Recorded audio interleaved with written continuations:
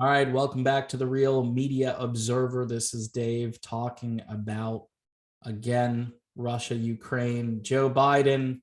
Joe Biden over in Poland, stuffing his face with pizza. I mean, literally just stuffing his entire face with pizza and gaffing all over the place. There was this incident where he's actually eating the pizza and he says to the army soldiers, right?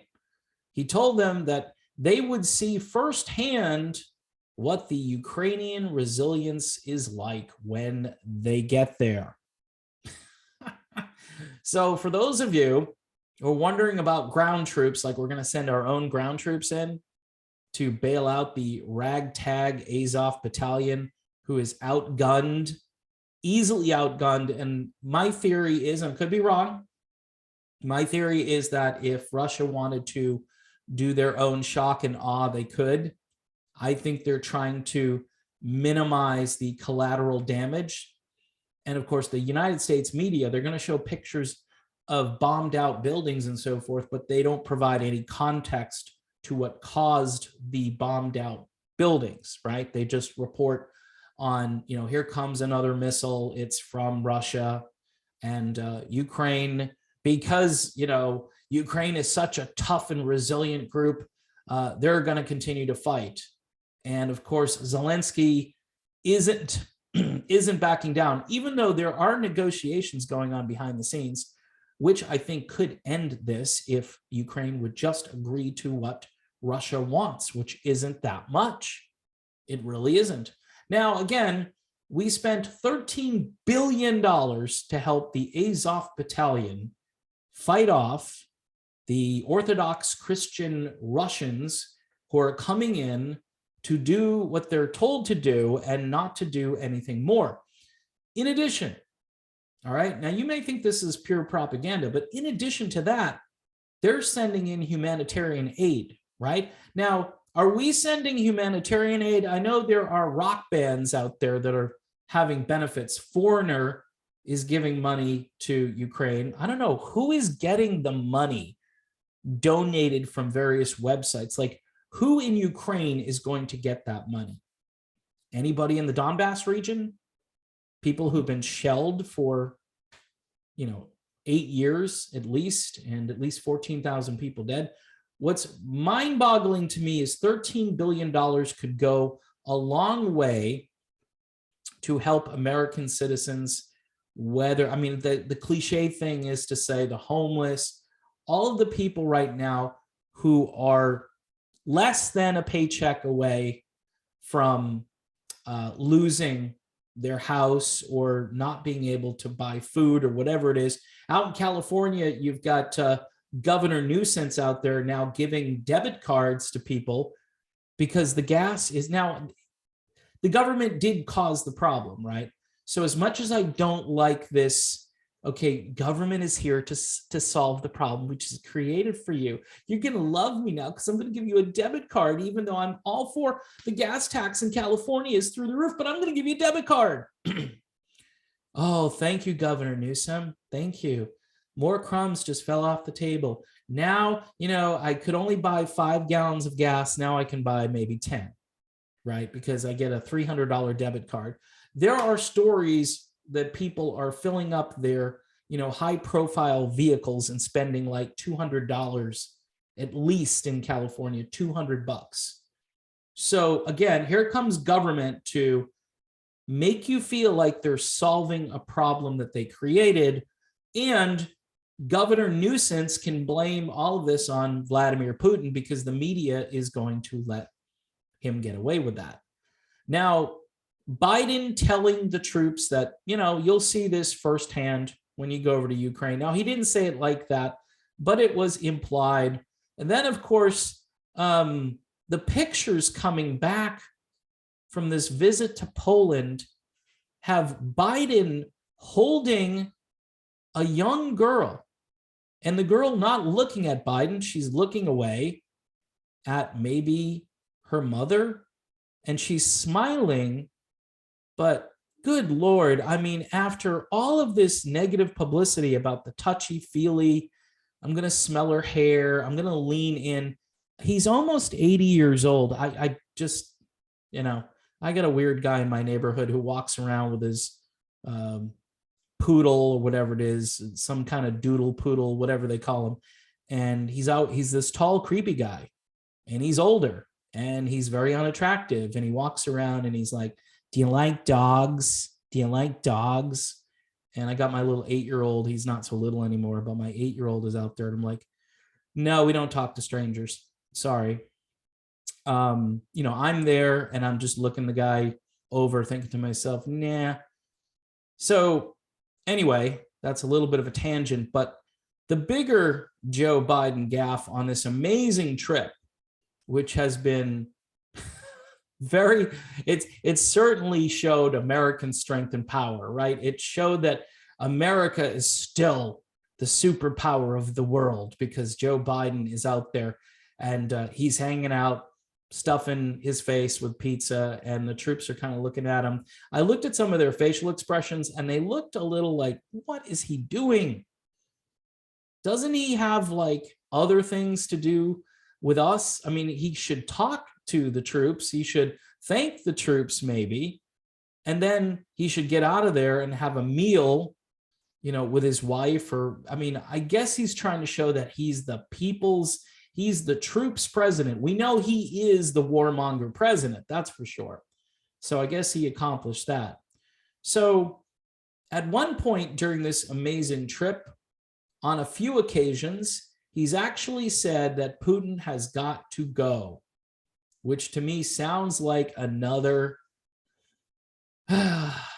overture toward regime change. Yeah, good old regime change. We haven't had enough regime change here. We're going to regime change Putin. And Putin's doing this with the US currency. He's going, I don't need it. And everybody who's not going to trade with Putin, Putin's got China, it's got India, it's got Brazil. I think he's got Hungary too. And they're all just like, yeah, this is a bad idea to cut Russia off because we need stuff because we have nothing. And then you've got all these immigrants, right? The literal refugees who are now even crossing our southern border, from what I understand, Ukrainians coming over the border. How do they get to South America? Oh, gee, I don't know. $13 billion, that buys a good chunk of plane tickets, right? Whatever, just, pay off an airline, say, hey, fly into Poland, pick these people up, bring them south of the border somewhere, and then let them come through that way. And they won't be asked any questions. This is madness, people. See, I'm kind of like, I'm a little bit to the right on that issue, and I'm a little to the left on some other issues. But, for all the Trump people out there, Trump's having a big rally today, and okay, but it's not America first. And he's not the solution to this. DeSantis, by the way, is warming up in the bullpen from what I hear. I didn't think he was going to run for 2024. I think he's going to make a go at it. Trump's old, and he's old news, but I mean, yeah, does he have a legion of very loyal and dedicated people who think he would be better than Biden? He does, but I think the damage, unfortunately, whether it's fair or unfair, the damage has been done to Donald Trump, and I think he should make way for someone else. Obviously, Tulsi Gabbard is out there. Imagine DeSantis Gabbard. Oh man, I think that would be one amazing presidential ticket, and I think it would be a landslide, especially based on, and that's if the voting is tabulated correctly. I think you might win states that haven't been won. Now, there are some people that are so freaked out because the media, Ron DeSantis is yelling at those kids to take their masks off. He's yelling at them. He's lecturing them. Okay. So the kids have been scared for 2 years. So he's probably saying, look, I'm having a press conference here, and this is kind of I would have said the same thing. This is kind of a bad look for me to have these people behind me who are doing exactly the opposite of what I've told this state, not to do, for 2 years. Don't do what these kids are doing. But anyway, that's a tangent. So you've got Putin's got to go, and the troops are going to be there soon, according to these gaffes.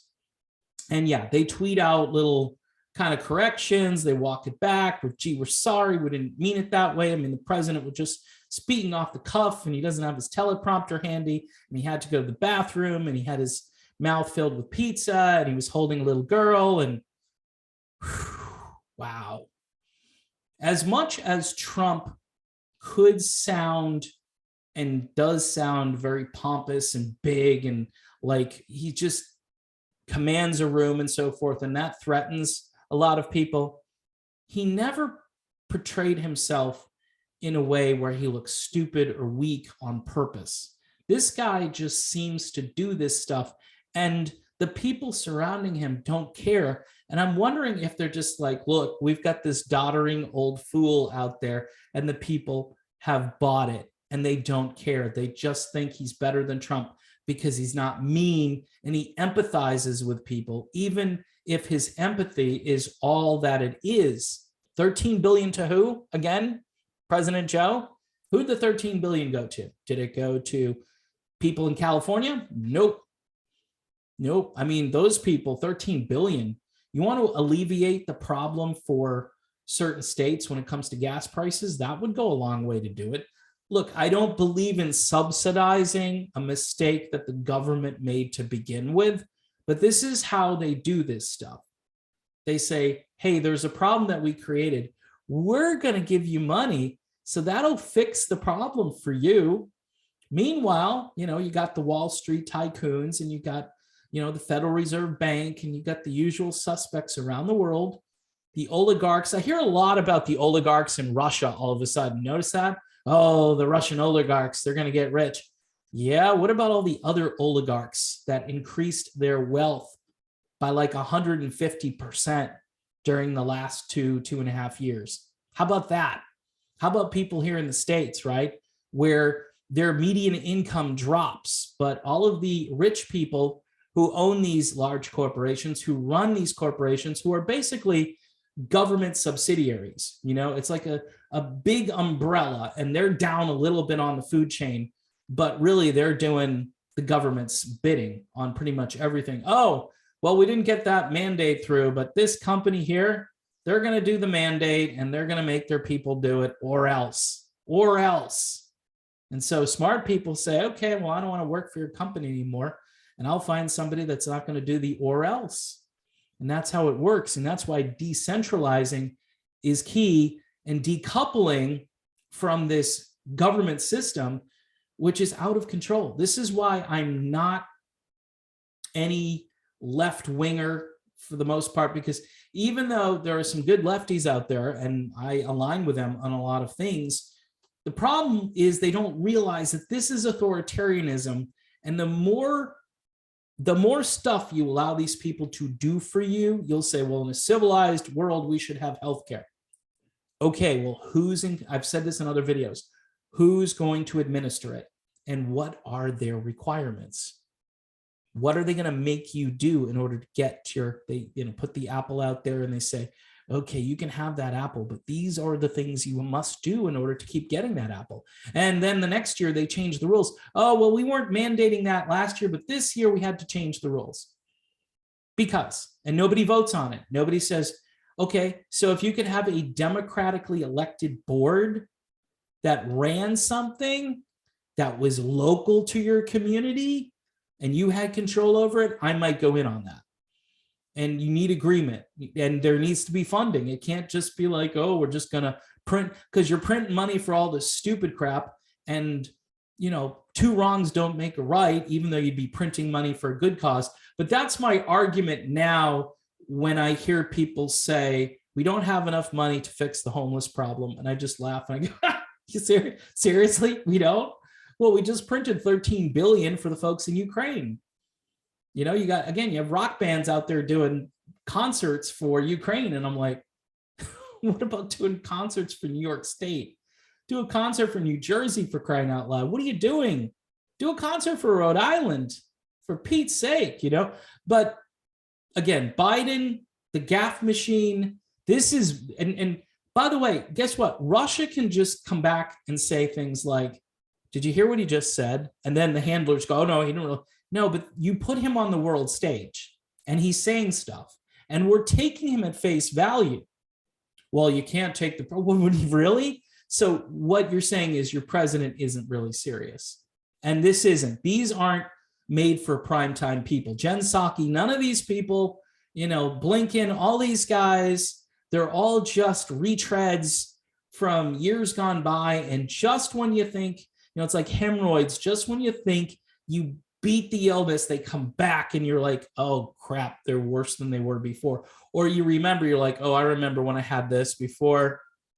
Oh, I don't want to have this again. And you think, okay, I'm pulling the lever, I'm filling out the ballot, and then something worse happens, So, and Trump goes in there, I'm going to drain the swamp. Yeah, okay, the swamp is still there. The swamp didn't drain. There were a few creatures that you may have started to think about removing. Bottom line is, it was a lot of talk and not a lot of action out there. And even the real hardcore conservatives have been saying lately that, he said he was going to do this, this, and this, and that didn't happen. Now, my argument is, yes, you're right. But the chaos was slightly better under Trump for the little people, for the most part. People will argue with me and say, oh, well, the Koch brothers, they were doing this. I understand. There were a lot of people still running wild, but here's my testimony. I could go to the gas station and pay $1.92 a gallon for gas. Inflation was negligible. Okay, so those two things right there. So even if you didn't like Trump, and I get it, why people don't like Trump, if you're going to, again, apples and oranges here, Trump, Biden, Trump. Okay, that's just the way it is. And then there are a lot of people who are more center right who understand that free speech is important.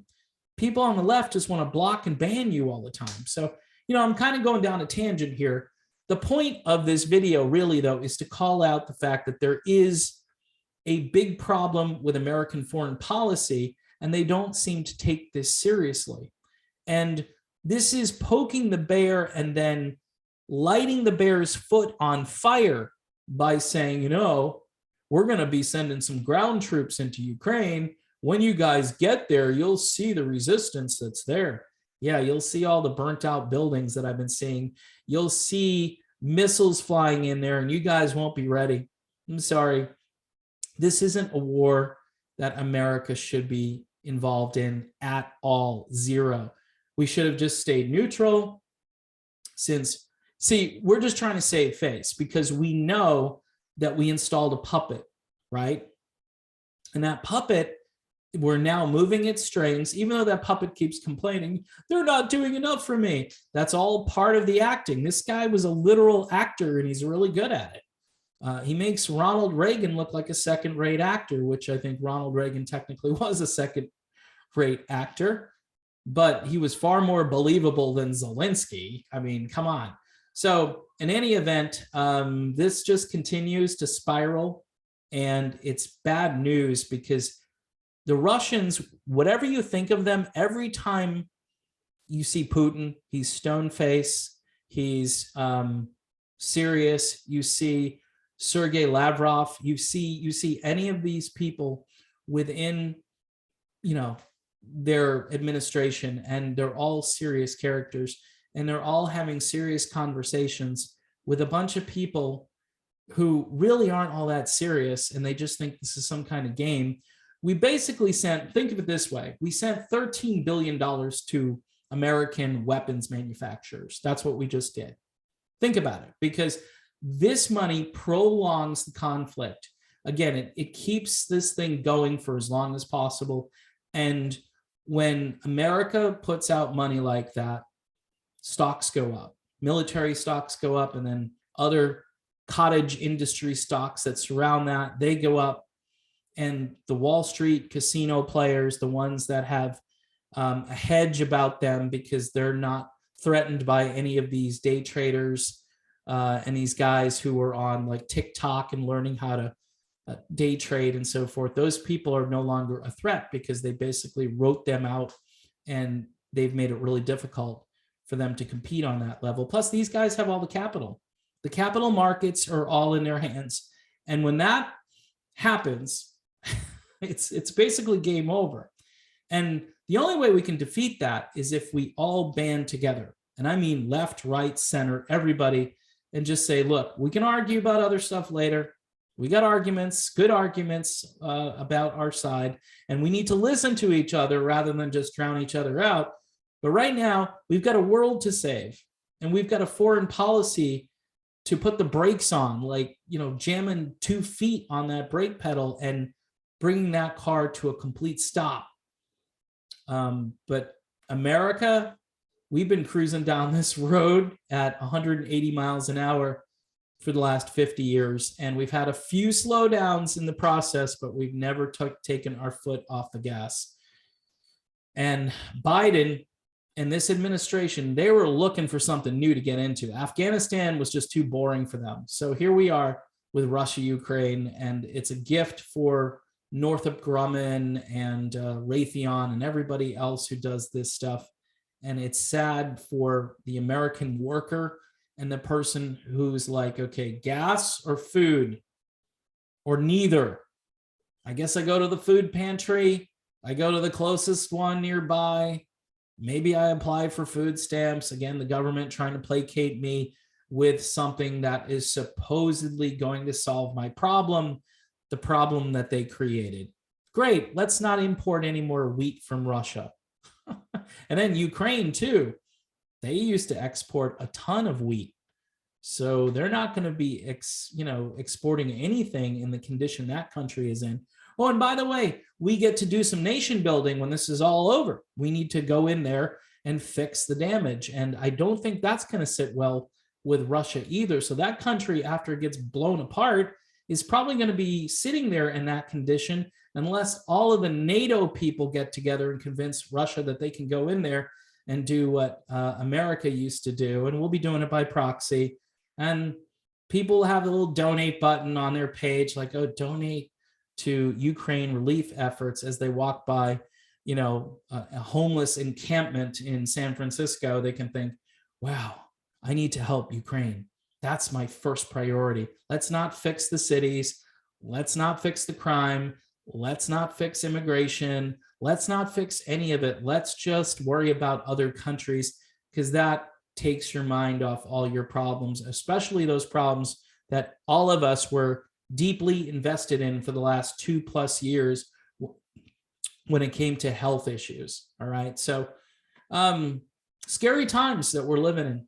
There's just scary times. And apparently there's no end in sight to this. And this is really a big deal for all of those military contractors and Wall Street people, because this will keep them rich for the foreseeable future.